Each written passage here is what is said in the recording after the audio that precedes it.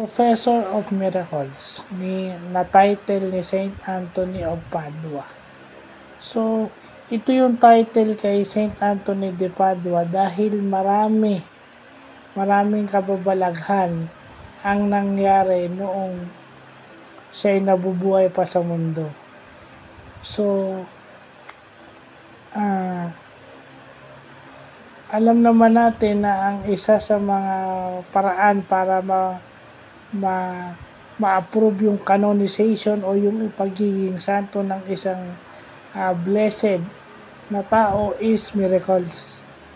So siguro, ito si Saint Anthony de Padua, napakadali lang niya sigurong na-canonize dahil sa dami ng proven miracles na na-credit sa kanya. So ganun yun, kailangan may milagro munang mangyari bago ma-consider na ang isang beatified o ang isang blessed ay maging saint. Actually, sa pagiging blessed pa lang, yung miracle mo medyo established na, pero pag ika-canonize na yung isang blessed, mas maraming miracle na dapat ang accredited sa kanya, or kahit isa lang, basta mapatunayang miracle yon. So at least another Catholic vlog, no?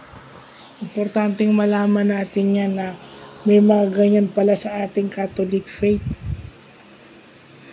no? Para lumago at yumabong yung ating pananampalataya sa Diyos. So, yun lang po.